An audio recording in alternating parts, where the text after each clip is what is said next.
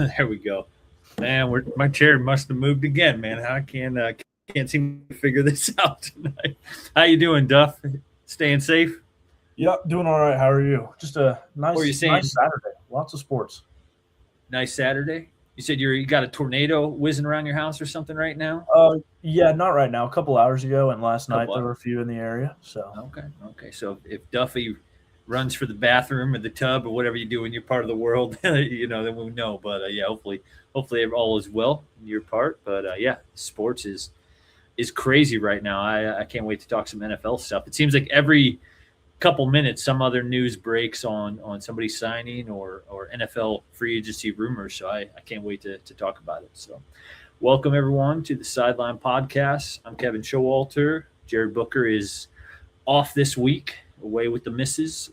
And yeah, have a good evening, Jared. We miss you, and yeah, we'll see you next week. We've got Duffy filling in this week, first part of the show, and then we got Tyler and Alo coming up here shortly. So tonight we're talking what's trending in sports. We've got some college football storylines. We've got our TSP Mock Draft 1.0 with Alo and Tyler. Looking forward to seeing what those fellows came up with. And then we started our NFL free agency predictions last week.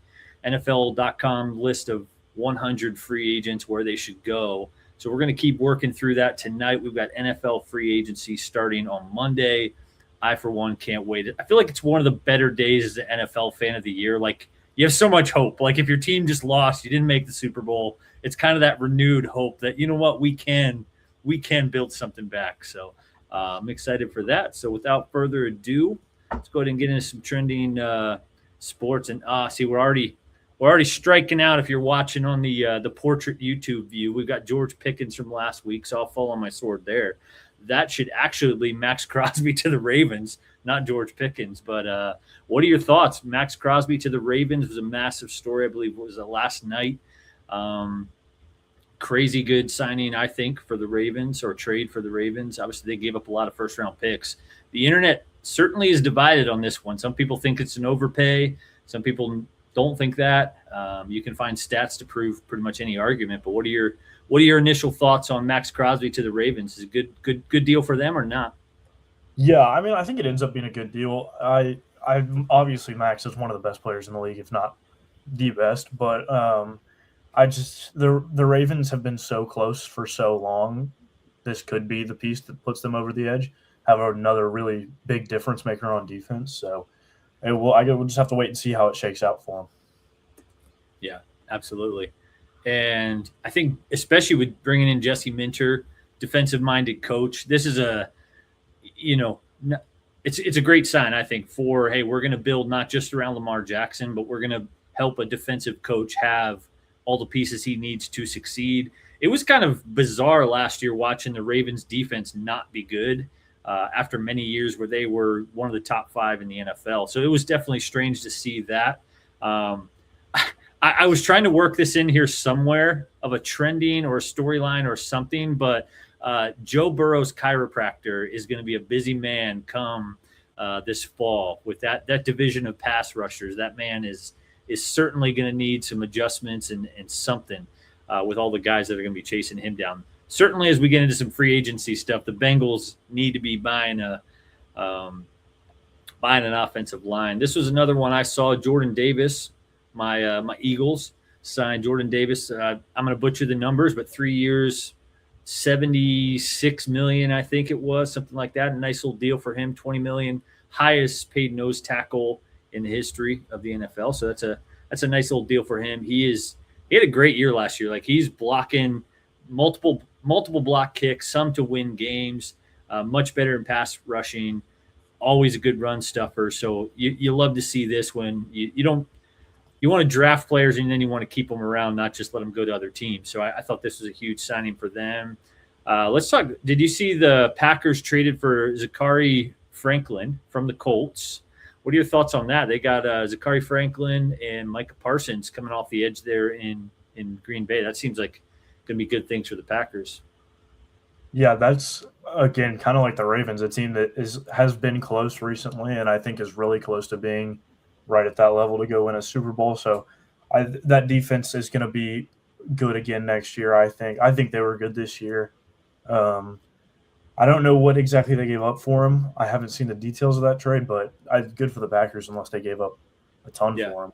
They gave up a D tackle. I don't remember his name, and then maybe a pick, something like that. So it seemed, you're getting a guy, I believe, on an expiring contract, or I think on the last year of his deal. So I think he's had some injuries. We'll have to ask Tyler later in the show on that. I know he's up to the beat on Indianapolis Colts, but I think it's a good trade for the Packers. Like everything you just said, a team on the cusp. Hey, let's go for it. Let's not wait around and hope things work out. Yeah, you have Micah Parsons, but if he gets hurt, you're kind of toast. So having two guys off the edge is certainly a good thing. Any other things trending in sports this week? I saw Miami, Ohio finish 31-0, so they better be a March Madness team. You following the World Baseball Classic at all? Any other sports you want to see in this week? Typically start following the World Baseball Classic once it gets a little bit deeper. Most of these first round games are pretty not great to watch, but I think they'll find a way to leave Miami of Ohio out. I just have no faith in the NCAA at all anymore. So that's crazy. We're a mom and pop operation here at the moment, but I think we were on the front of that train last week with saying Miami better not be left out, and has certainly been a buzzworthy topic this week, and I think it will continue to be. They're a Division I program. I don't know how you're going to let an undefeated Division I program out of March Madness. I think they do need to handle business in their conference championship, but I think they will, and even if they lose one game in a conference championship, I think you got to put them in. You hear the arguments about a Big Ten school or what all that, but there's going to be plenty of pushover teams in March Madness that are going to get a shot. I want to see the Red Hawks playing in March. I think that would be good for college basketball. So, all right, let's keep it moving here tonight. We've got a pretty heavy NFL show on the back half, but let's start with some college football storylines here to see what we got going on. Why don't you kick us off here? What do you got going on in college football this week that you'd like to bring up here? Yeah, I'll start it off with Nick Saban being at the White House, talking about the state of college athletics. I think that's a win overall. I think he's a guy that we could see fall into a leadership role in college athletics and really start bringing us back towards where we should be. Like, obviously, I think most people agree that NIL as an idea is a positive thing, but it hasn't worked out in the way anyone thought it would. So just moving us back in the direction towards what I think a more sustainable NIL structure would be and transfer portal structure. So I think that's a massive win for college football, just the fact that there's starting to be conversation around it. Yeah. No, I agree with that for sure. And one thing, as big football fans, I think sometimes we just think, hey, we need a college football commissioner. But when you do, and they are the cash cow of the NCAA, but there's all these other sports as well where kids need structure for this NIL stuff. So, does Nick Saban want to be on a commissioner over all of the NCAA? Do you need multiple guys? I just think we talked about it a little bit last week, but there needs to be some sort of structure for this. It can't just be the Wild West with a bunch of 18, 19-year-olds trying to figure out multi-million-dollar contracts, getting sued by their school like we mentioned with Sorsby last week. So it just, I think on that note, let's touch base here. We got Chambliss still trying to figure it out. The last thing I saw, and we talked about him maybe a month ago, this is still raging on. We've got the last I saw is that the NCAA now is trying to dispute the Mississippi ruling and still trying to figure it out. Like everything Duffy just said, it's like there's no real leadership. And so something like this, where obviously we showed Chambliss there in a fair state, should those years count? Should they not? I think you've been kind of here on the record saying, hey, those are Division II reps. Like, should he still continue to get a chance at the Division II or Division I level? So is this a no-brainer? What's your prediction here? You think he's going to play this year, or going to be on the outside looking in like a Joey Aguilar? I do think he will play, but I am definitely on the opposite side. I can find an understanding that JUCO years don't count. It's really hard for me to find any understanding of the side that Division II or Division III shouldn't count towards your years, because you're still playing 4-year football. So, yeah, I don't know. I think he'll end up playing, though. Yeah. No, it's certainly I mean, the medical stuff makes sense, I guess, to not be in there. But I think it is tricky when it's a Division II situation where it's like, all right, you were playing football, for a program. It's just so tough, so tough. How about what do you got going on down there in Arkansas these days? Anything buzzworthy for the Razorbacks? Yeah, I mean, I wasn't here last weekend, but the former Razorbacks had a great combine, and it was really confusing how you can have Taylon Green and Mike Washington in the same backfield, who both tested probably in the top 5 all time at their positions last week, and win 2 games and 0 SEC games. It's mind blowing. It's terrible. Yeah, great day for those guys. Both of them raised their stock, especially Taylon. Taylon played really good at the Senior Bowl too. So yeah, hopefully those guys will get some good chances moving on. Yeah.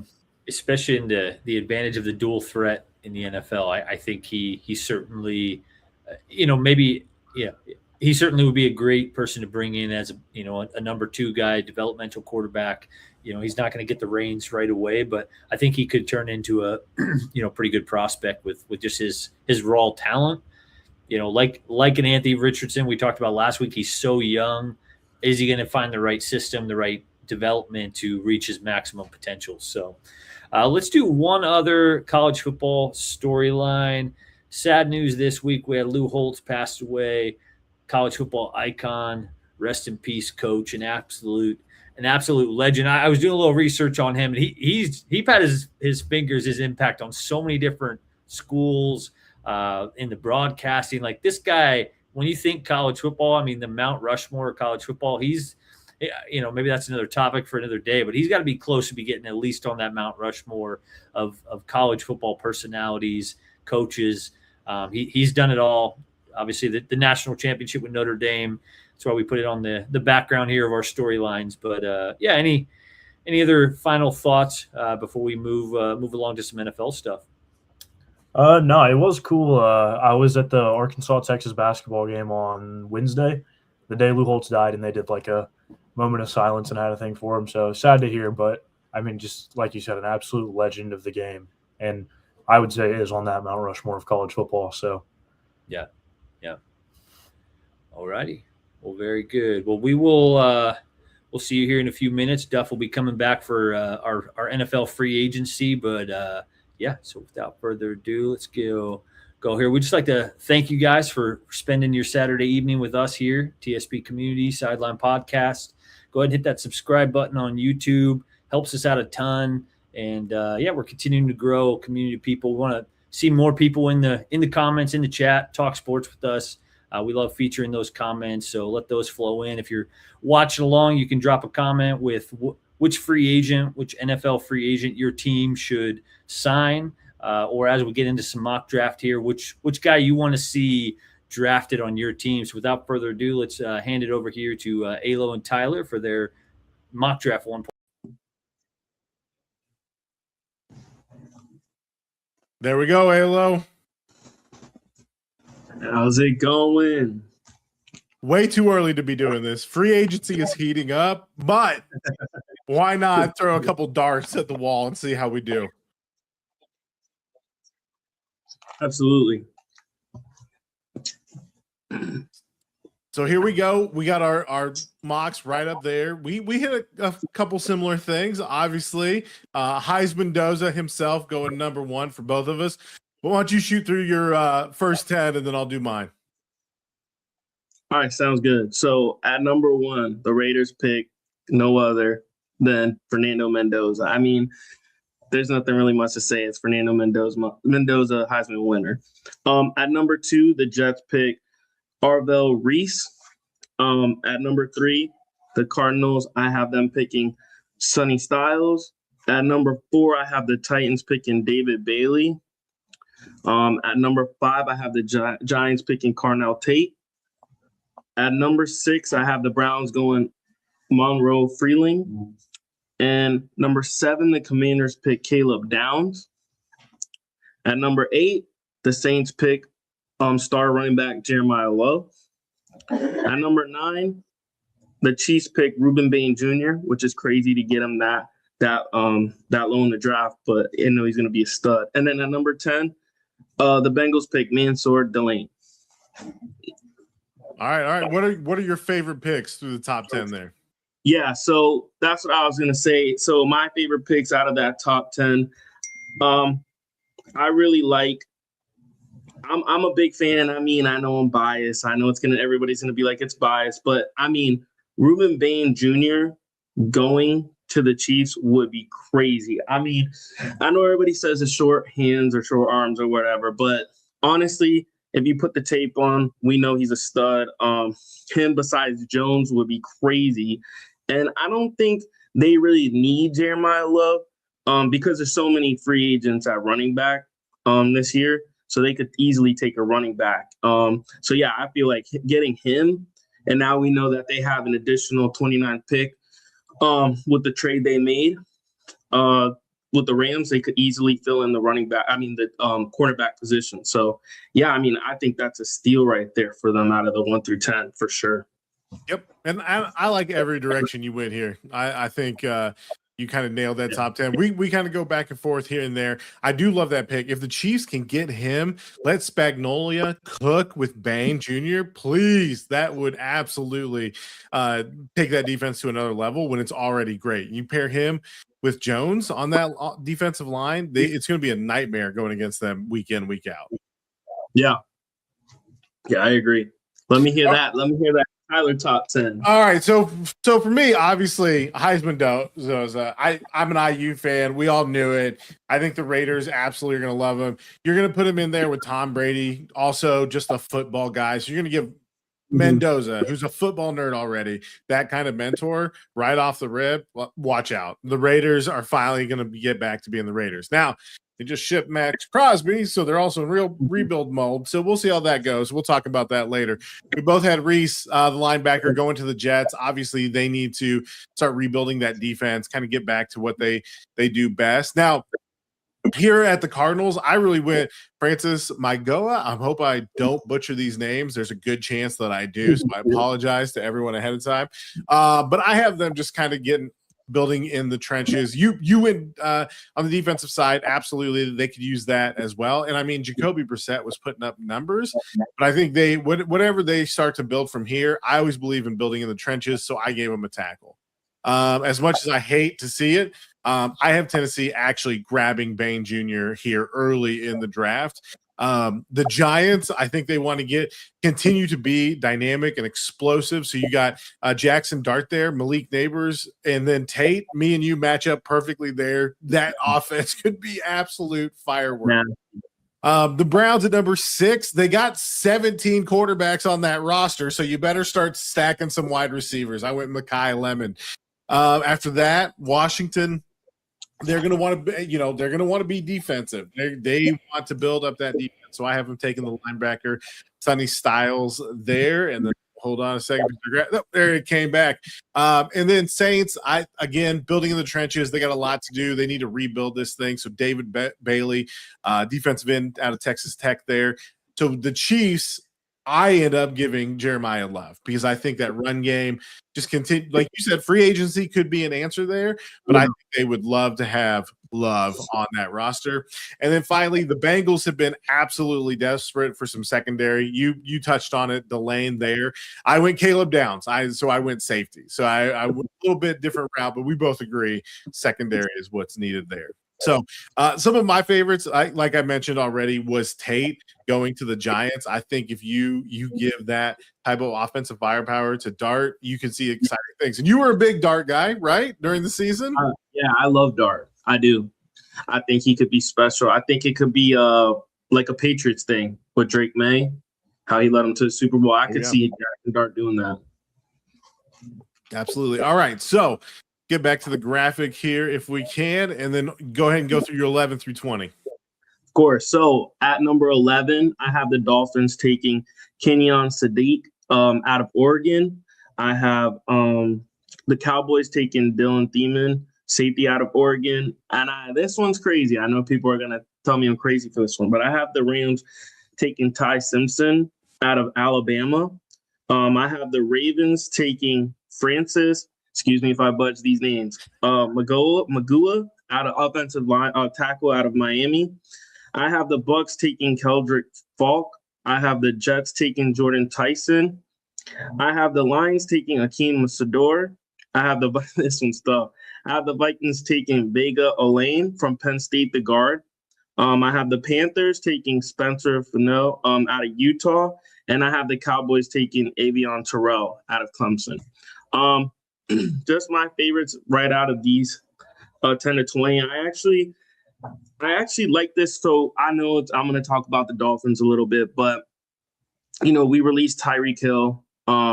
There's rumors about a chain getting traded. There's also Waddle. I mean, he's 27. I know that's not like crazy old, but it is getting up there, Yep. Especially if you bring in a quarterback next year, then he's going to be like 28.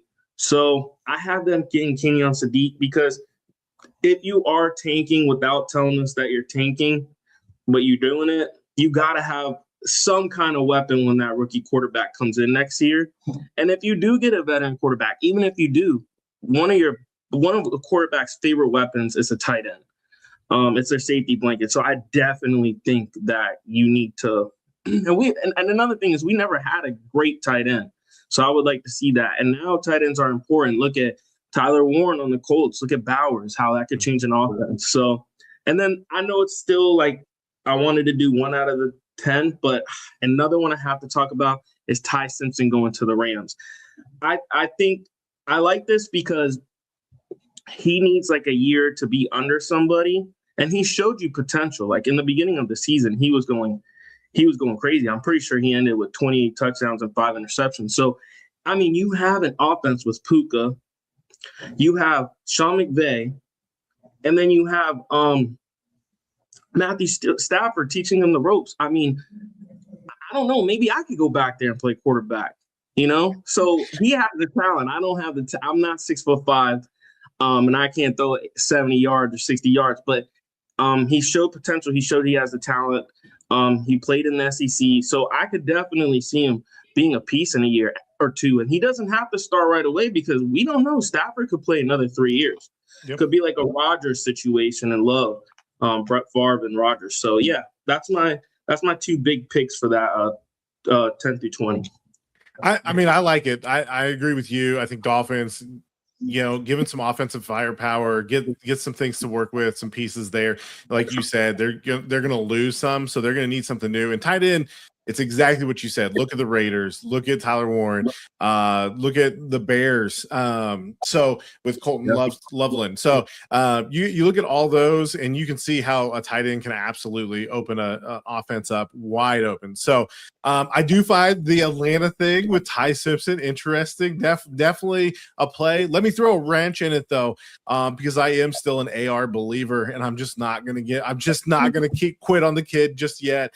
I see that being a possible destination. Give him Sean McVay. Let him learn the ropes there behind Matthew Stafford, develop for a couple more years, and then you might step into an absolute dream scenario if he can develop behind the scenes, and Sean McVay can get him in that offense. So let me get to my 11 through 20 now. So I actually went defense for your Dolphins. You're probably more along lines, since you're the Dolphins fan. You're the one that knows. But Jermod McCoy out of Tennessee is where I went there. For Dallas, I think they need some defensive pieces, and you have Eberflus down there.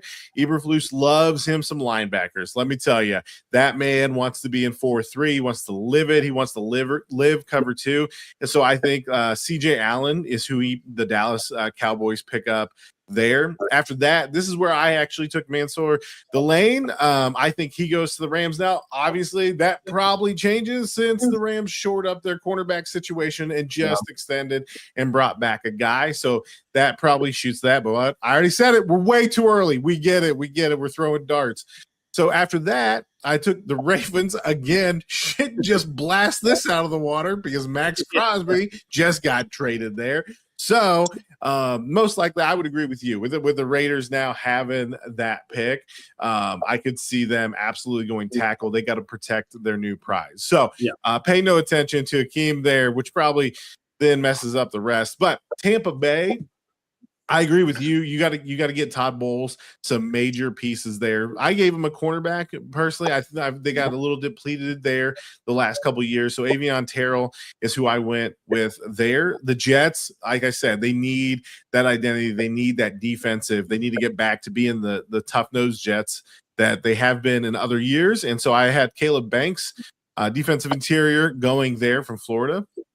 After that, I got the Lions taking Cassius Howell. They need to get some help there on the defensive ends so that they can really feast. So that's where I went there. Vikings, again, more defense, a lot of defense here as we run into kind of the area where we have some defensive specialties. So Vikings, Peter Woods, other interior. Panthers, same thing. Caden McDonald, absolute beast at Ohio State as a defensive interior. And then finally, Dallas with another piece. This time goes safety as they need some help back there.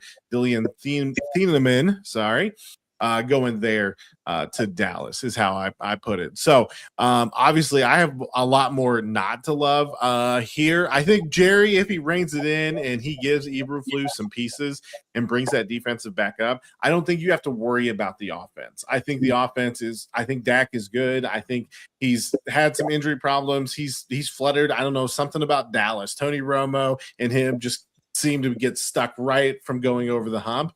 But I don't think a lot of it was on his shoulders last year. I think that defense just didn't have enough pieces, and they got to go get some more. So I like the double stack there, linebacker, and get a safety towards the back end. So those are my favorite picks, actually. Give some love to the Cowboys and get them some defensive pieces. So why don't you take us through the rest of the way here?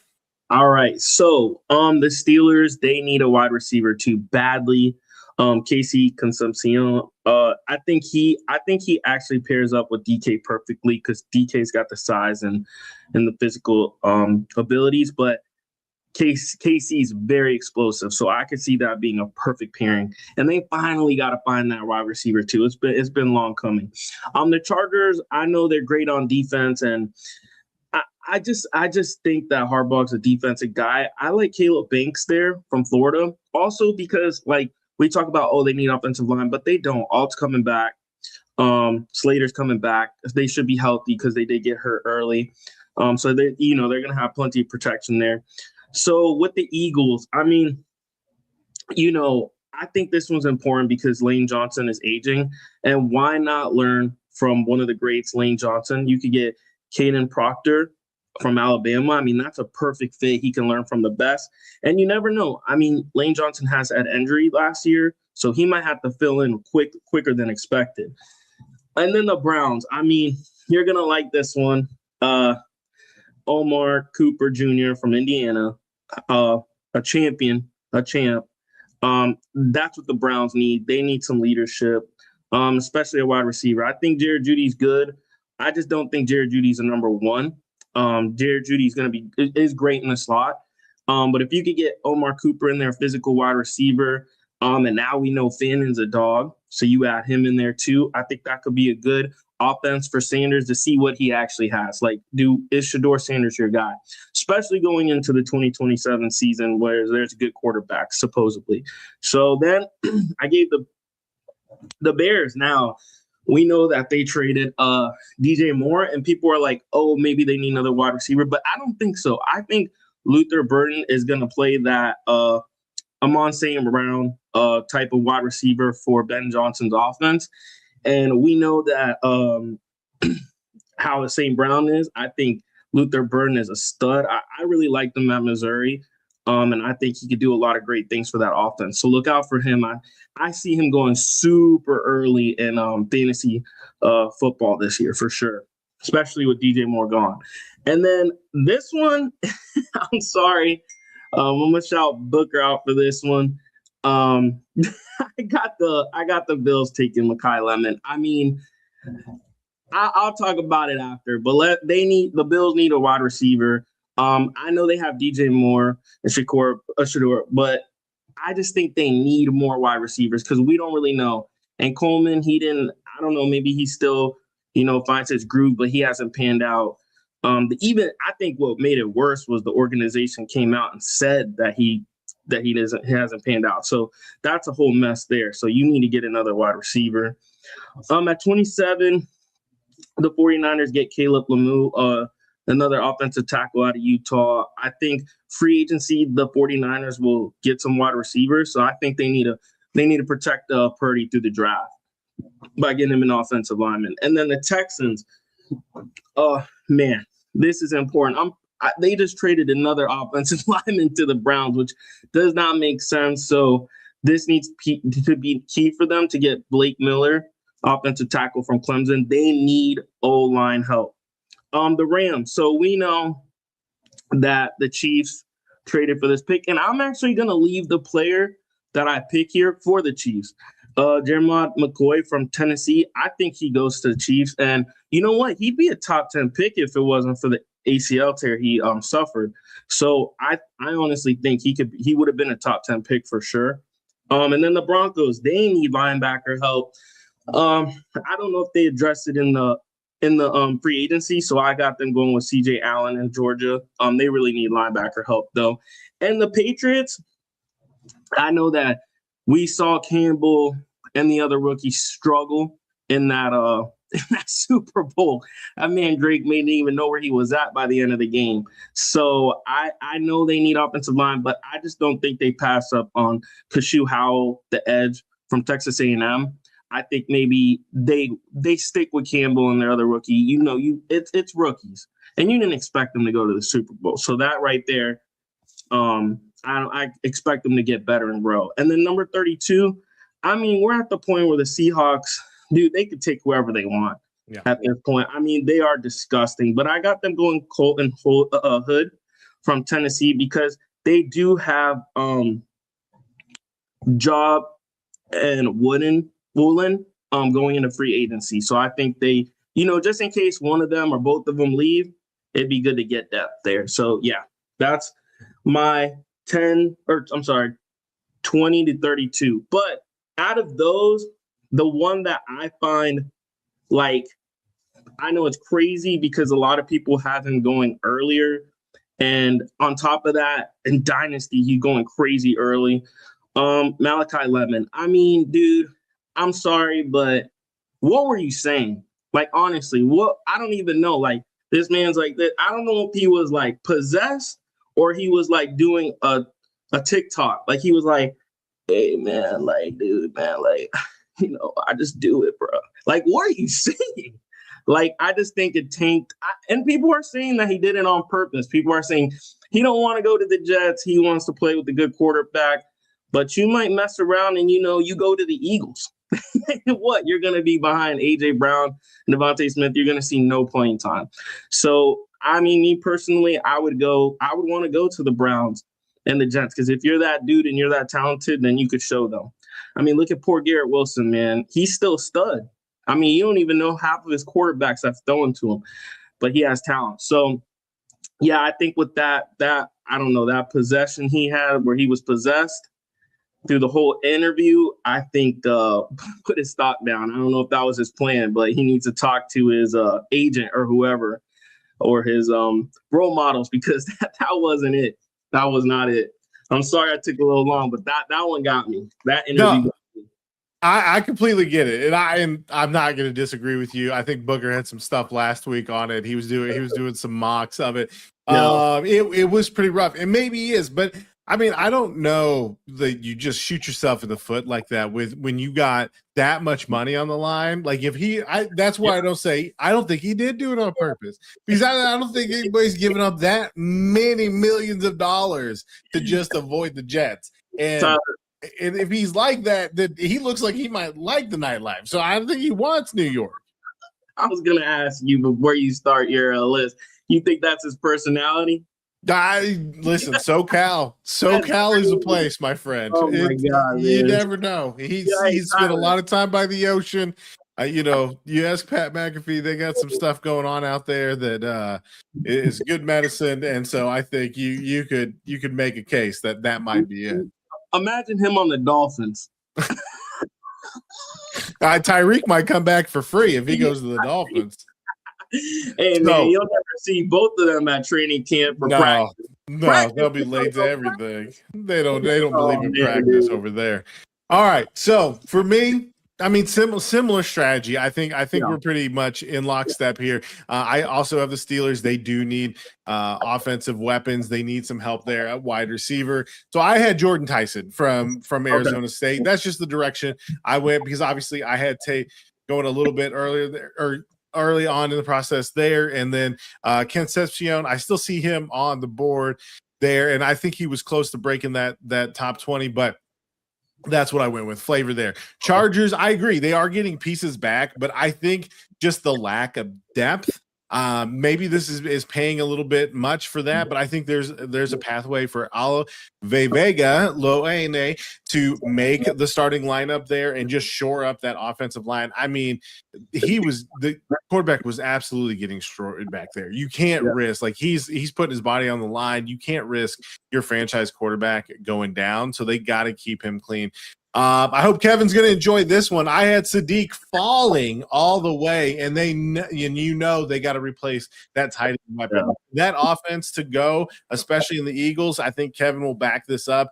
They need that piece. They need that tight end, that difference maker to be able to help out with that offense and keep it going, especially right now with all the questions around it.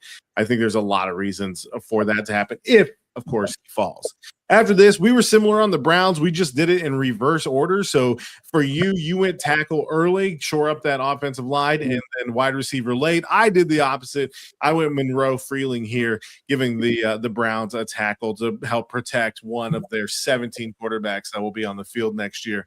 For the Bears, they still need some help in the defensive side of things, especially with Edmonds now going to be off the roster there. I went safety here, Manuel McNeil-War.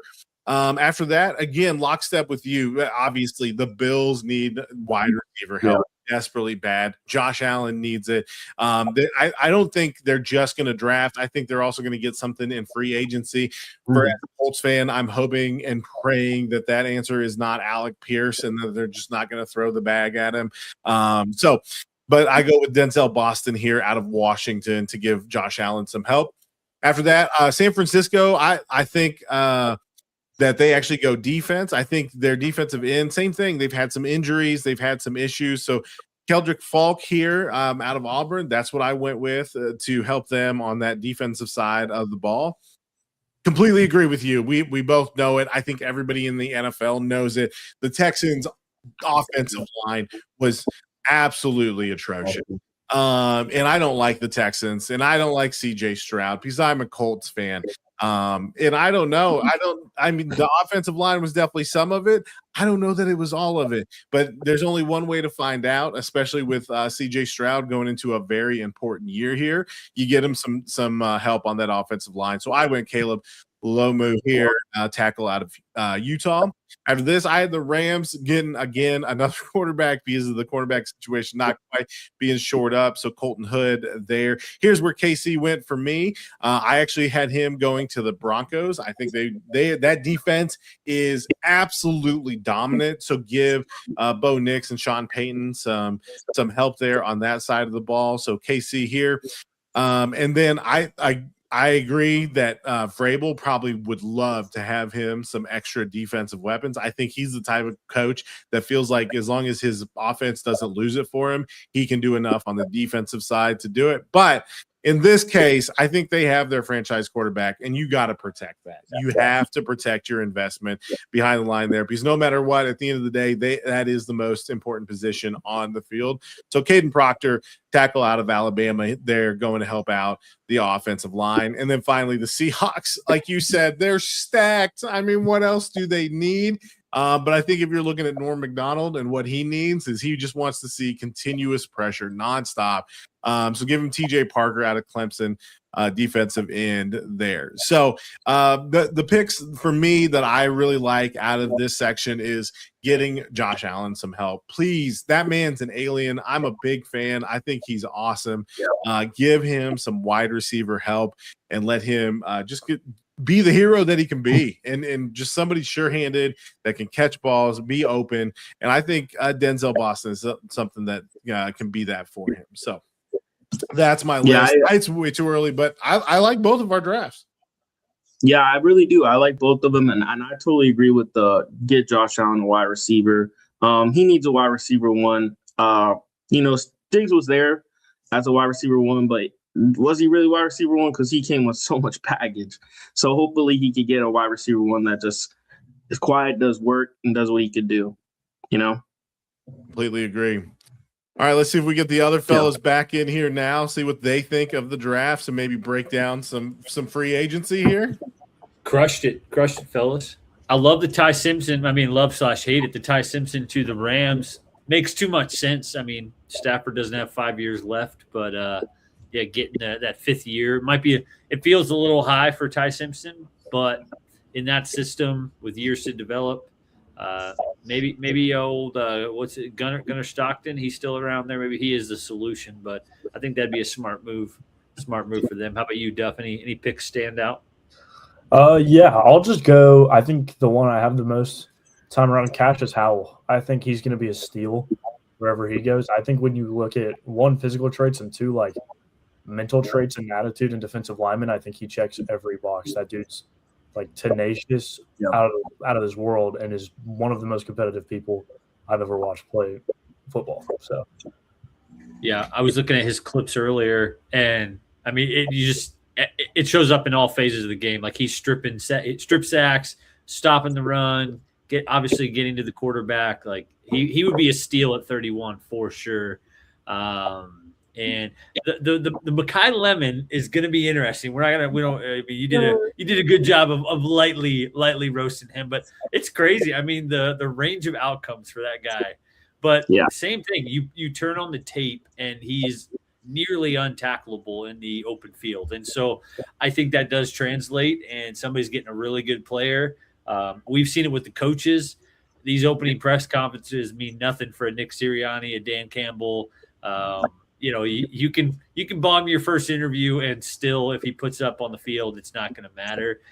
So it'll be interesting. There's a lot of national pundits saying he's still going top 10. So we will see. We will see. Kevin, how happy are you if Sadiq falls all the way to the Eagles pick? Do you think they go that route, or do you think they would go defense? I think they go tight end, second or third. I think it's almost certainly going to be offense or defensive line. I think they're going to just get back to the trenches. They've had a lot of splashy picks the last couple years. Like Proctor there. I don't have that in front of me right now, but if he's there, I think that could be a spot. Even though I've heard he's such a large man that does he have the wiggle? You got to have the stature, but you also have to have the feet of a ballerina to keep up with these ridiculously fast, 4.2 edge rushers in the NFL right now. So not saying he can't do it, but that's one of the critiques I've seen. I'd love the mullet. Give me the mullet as a developmental swing guy, could play guard or tackle, line him up next to Lane Johnson for a year, and that would be sweet. So, yep. And then Duffy, I agree with you. That's why I liked Cassius going to the Lions. Could you imagine him across from Hutchinson, just absolutely wreaking havoc for other offenses? Yeah. He showed me to be a kind of a Detroit guy. Yeah, fits the Dan Campbell mold really well, I think. Yeah. All right, so let's continue. We've got NFL free agency. We started this last week. We have our NFL.com list. Let's get Duff back in here. So we started last week. Let me find my notes.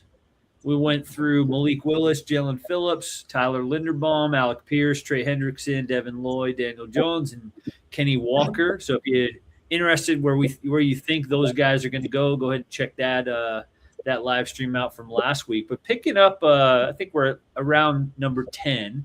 Let's go with Adafe Owa. I think I'm pronouncing that correctly. And this one is interesting because of the Khalil Mack news we talked about right at the beginning of the show. But I did see a report from one of the big names that the Chargers are still looking to re-sign Owa. So I personally, and this is the homer in me, but this is a name that's consistently been, if they can't re-sign Jalen Phillips, this would be a nice consolidation prize. He's got the length, the size, the speed.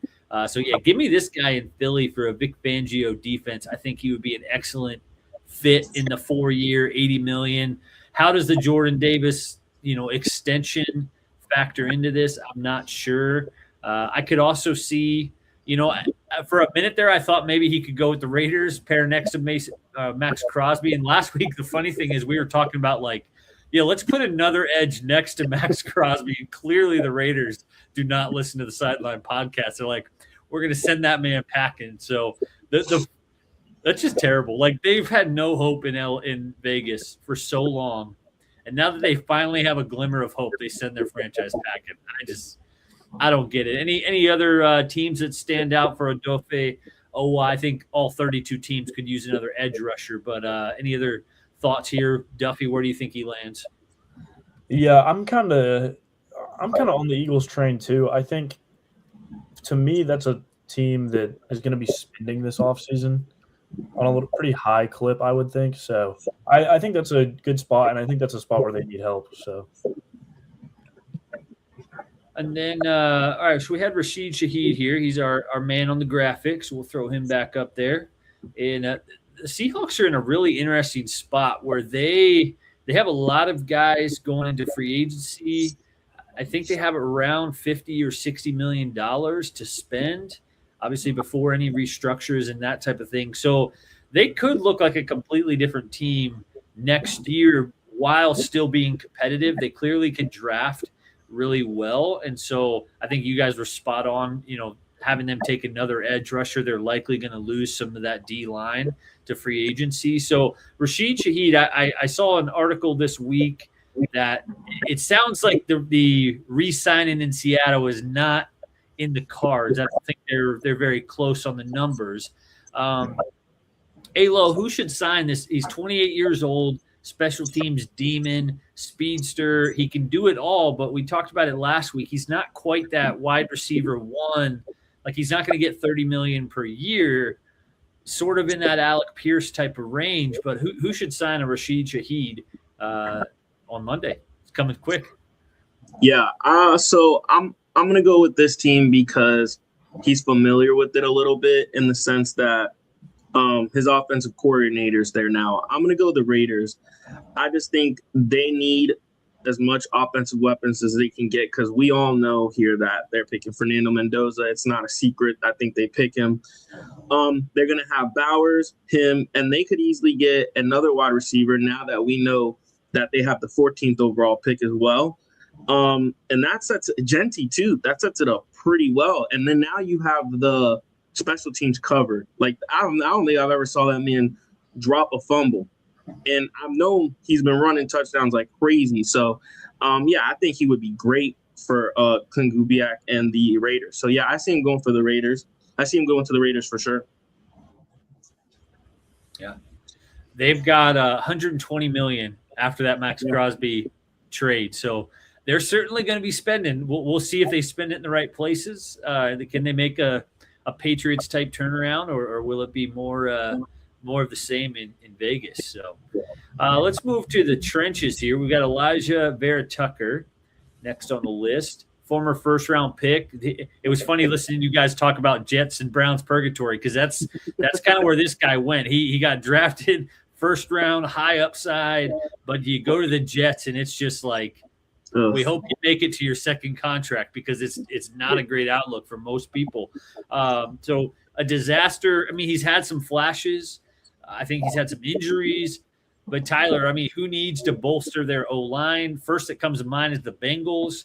We talked about it at the beginning of the show, but Joe Burrow's chiropractor better be, warming up those shoulders or something to keep that man right, because the pass rushers in the AFC North are certainly something. So, you think is a good fit for Cincinnati, or who should sign Vera-Tucker? Listen, I don't think the Bengals have room to shoo anyone away from their offensive line. If I'm the Bengals, I'm flying the private jet out directly with bags of cash inside of it. Joe Burrow is on the edge of retirement. The man seemed like he was broken in interviews. I mean, I'm not joking. Bags of cash in the seats as they arrive for the private jet. The other one, I think Alo just covered the Raiders. They've got money to spend. I think they can draft, but I think they know who the number one pick is already. I think they know what they need to make, and I think they're making room to build this the right way. I mean, I don't know that you let Maxx Crosby walk out the door, but I think they know they're nowhere close, and it's going to take a full rebuild. So get it off the books. And where do you start? Start in the trenches if you believe you have the quarterback that is your franchise and your future. Is anything a guaranteed? No, absolutely not.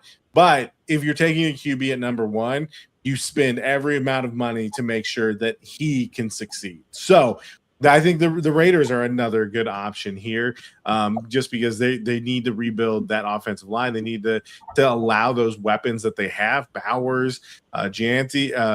They have options there, so let them be able to work, and that's might be the other place that flies out a jet with some bags of cash. Any other thoughts on that one, fellas? No, I 100% agree with Tyler. I honestly think, or with you, sorry. I was going to say, I definitely think he needs to go to the Bengals. I think they need to figure something out because you don't want Joe Burrow retiring like that. And they were one play away from throwing Chase a wide open touchdown to win the Super Bowl. And what was it? The O-line couldn't guard. I mean, at the end of the day, protecting your quarterback's the most important thing. Yeah. It's kind of scary. I mean, you hear that Andrew Luck comparison to other guys. I haven't really heard that with Burrow as much, but I mean, Dahlman, what was that? Just this week, he retired at 27 years old. So I don't know. Burrow seems like the kind of guy that would be like, you know what? I can go have a career in fashion or do whatever the heck he wants to do and be just fine. Obviously, he's a competitor. He's one of the only people who's been able to slay Mahomes in the playoffs. But, yeah, if he's going to just continue to drop back and get sacked 60 or 70 times a year, I mean, what's – yeah, you got to look at your future, man. So, all right, let's move along here. We've got Mike Evans. Honestly, I did a double take. I didn't realize he was a free agent this year, but he's probably signing. I mean, he signed a big deal with the Bucs a couple of years ago. So, future Hall of Famer. He was on track to break Jerry Rice's record. Had some injuries this past season. My thoughts were the big. You hear about a lot of players once they get north of 30. Are they going to continue to get those third, those fourth, those additional big money contracts? I just think with Mike Evans, the big body contested catch, we've seen that with Baker. Like, hey, just chuck it up to Mike, and you're gonna your percentage. That isn't a true 50-50 ball when he is so good at doing it. I think it's a little higher. So, Duffy, you think he sticks in Tampa Bay, or should another team, one of these guys with young quarterbacks, should they be? Who should be maybe overpaying a Mike Evans for middle to late 30s to really help out their young quarterback? Who fits the bill for that? Yeah, I mean, I think he'll definitely have options, but he does strike me more. He's already been in Tampa Bay the whole time. He's got a ring. He really strikes me as a guy that would sign there if he could again. So I think Tampa Bay is the most likely, but I think there definitely are other spots. I think probably – Houston, honestly. I would love to have him. We need another receiver. But, I mean, unfortunately, receiver isn't the number one concern. Like y'all have already talked about, O-lines is absolute shambles right now. So, got to take care of that first. But I really think he'll end up staying in Tampa.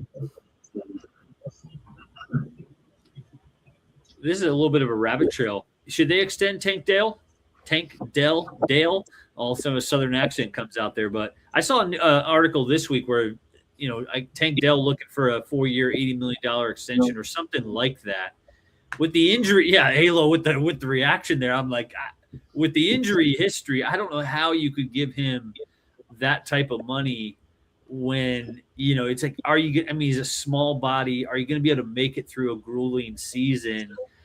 That'd be a tough one. That'd be a tough extension. He obviously is electric when he's on the field, but for your Houston Texans, should they extend him or look for somebody like you said, like a Mike Evans would be probably a strong play?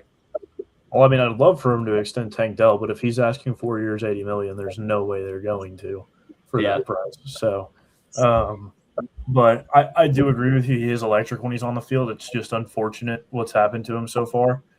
So I think it'll really come down if they can work those negotiations down away from that to a more reasonable contract. Then I think they will extend him. If not, then I think they'll let him walk. But I don't think he'd get those numbers anywhere. So,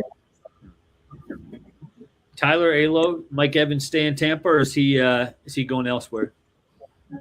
I think he stays put, and I think he retires there. I think they find a way to make the money work. I don't know how you let him walk out the door when he's been that consistent, and I don't know that he wants to go somewhere else. I mean, sometimes, you know, at this point in his career, I just don't. I think he's made his money. Like, what's a few $1 million here or there if it means he gets to stay where he's always been? Yeah, I'm gonna go the other. I think he leaves. I just think that there's certain teams out there that need a wide receiver one that have MVP quarterbacks. And one of them is the Bills. I know I said Lemon going to the Bills, but you know, that's a little far-fetched because, you know, I don't think he drops down that much. But I think Mike Evans would be huge because he is the total opposite of Diggs. I mean, he'll go in there, he'll work, he'll do what he has to do. And also, look at Devontae Adams, what he's done for the Rams in the playoffs.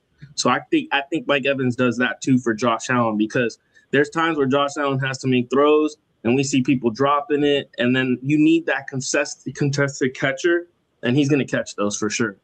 He's 6'5". I mean,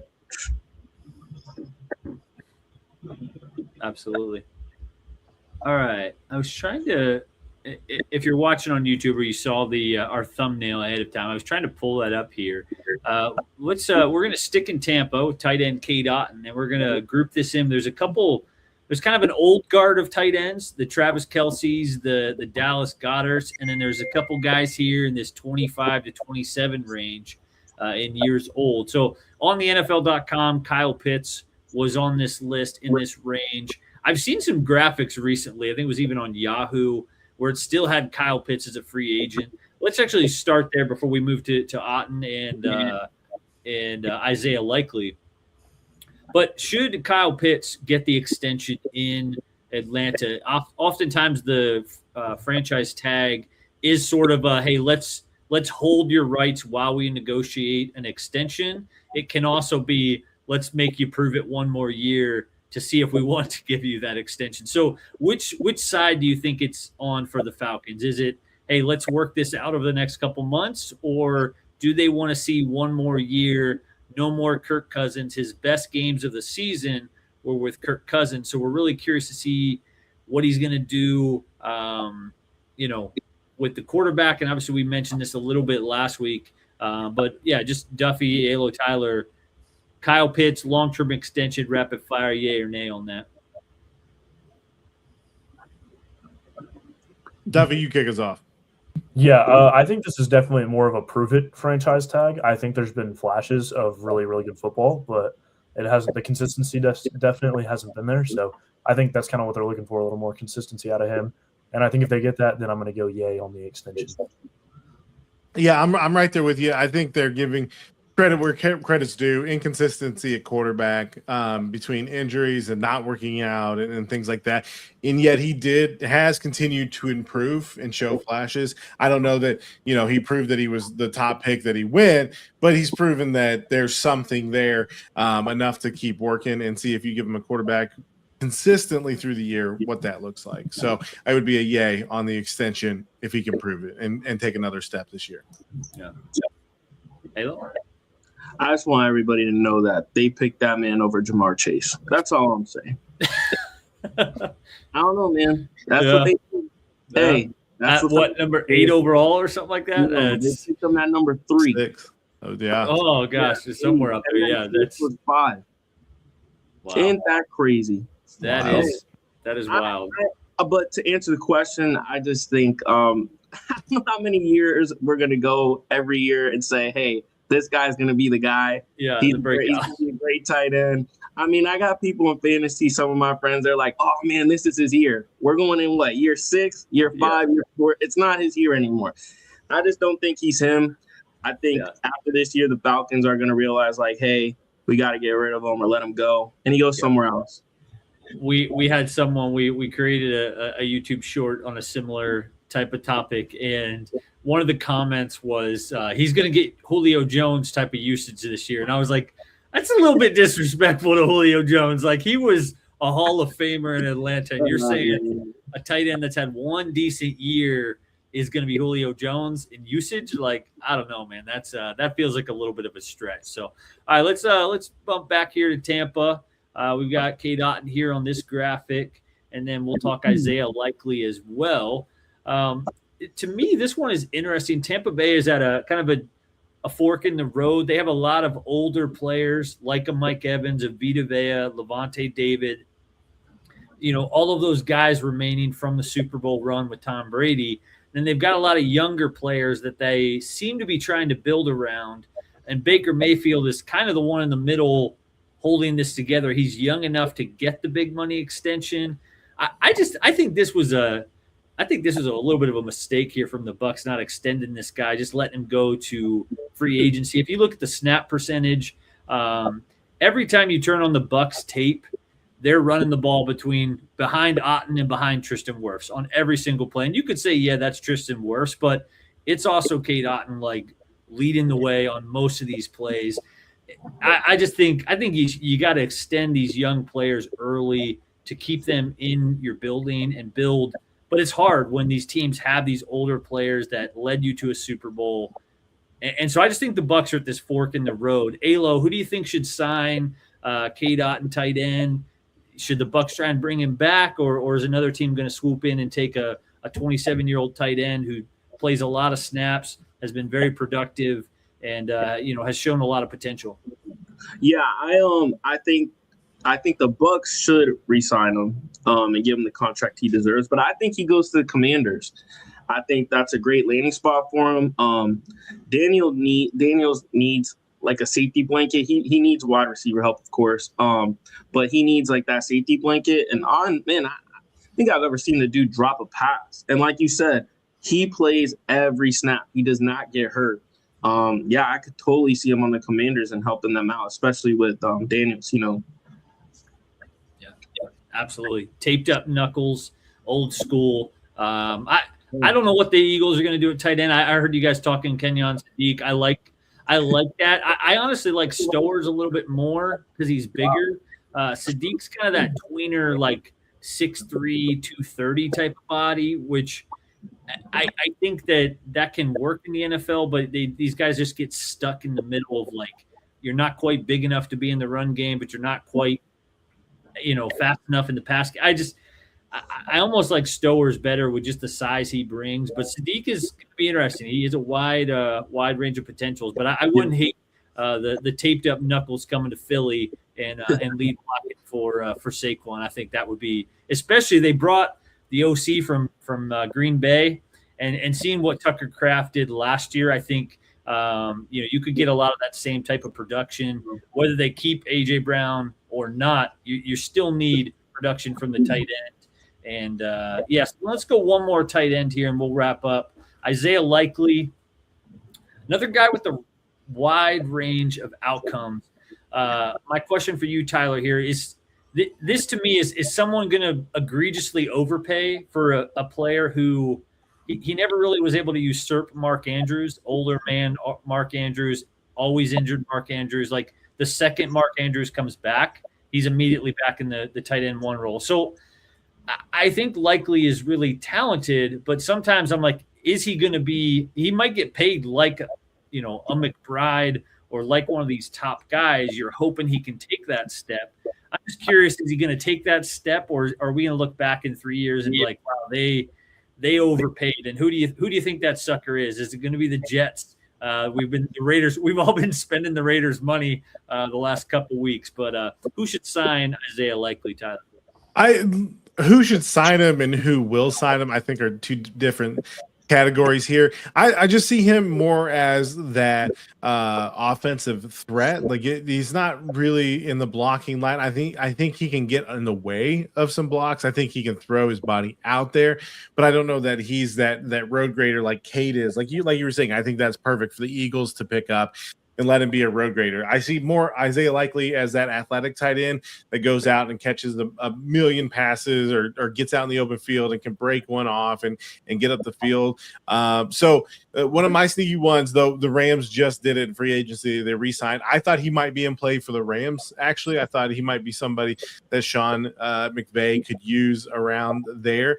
So now with that out the window, I think you look at maybe the Washington Commanders, where you got Zach Ertz getting a little bit of age on him, and they're going to need someone to replace those numbers because he was consistent for them. He was catching a lot of balls for him, and it was out in space and trying to make plays. So I think maybe Washington Commanders is someone who probably overpays, a little disastrous here, just trying to give Jaden Daniels some weapons to keep rolling. Yeah, Commanders going to be big spenders, according to Alo and Tyler. You heard it here first. They're an interesting team because just 2 years removed from a NFC Championship game, and did get the brakes beaten off of them in that game. And then obviously last year injuries was tough. But, they're a talented roster, but an old roster, so they certainly need to be spending money.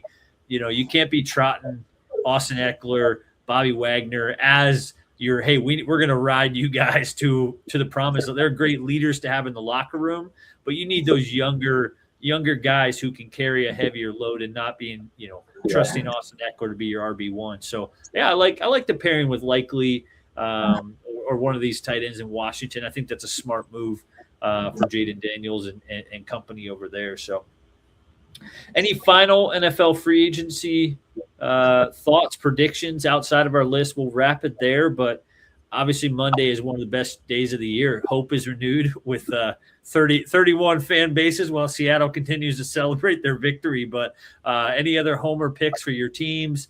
The Colts, the Texans, Miami, are they going to do anything? Or are they just going to sit back and watch it burn? But yeah, any final free agency predictions before we sign off for this evening? I just want to say, I want to pray that this happens. I know Carnell Tate ran a 4.5. I hope he falls 11 to the Dolphins. I hope the Dolphins get Likely. And then we trade Waddle for a first. We trade a chain for a first. And then we enter the 2027 with our quarterback because we're going to be 101. We get Arch Manning, and then we help them with offensive line with the 2 first-round picks we have additional to that. That's where Alo would like to dream. I'm going to wake up, and they're going to pick a defensive tackle at the 101. So, yeah, I don't know. That's just me. Maybe Ross will listen to me. Maybe not. Maybe the dude that bought the Dolphins 1%, that's a billionaire, will listen to me. Maybe. I don't know. We'll cut up that video clip, and you send it in for your general manager interview. That's it's a bold strategy, but I hope it works out. So, Duffy, I like it. I do like it. No. Zaire to Green Bay. I think that's a good move by Green Bay. It's something we had to get off the books. We're trying to get under the cap. We got to find a way to take care of Alec Pierce so he doesn't walk away to the Patriots or the thinking Bills. So we got to figure out a way to do that. He had it up and down. He said some things on a few podcasts. Probably should have taken those back. Shouldn't have opened his mouth. But the man is a tackling machine, and I think Green Bay is going to be happy with him. What we got in return, Woolen on the defensive line there, I think is great because we've struggled to have something behind Grover Stewart. So I think the Colts got a lot of moves to make still. They got to get under that cap, and they got to give out some bags, or we're going to look real silly come the end of next week.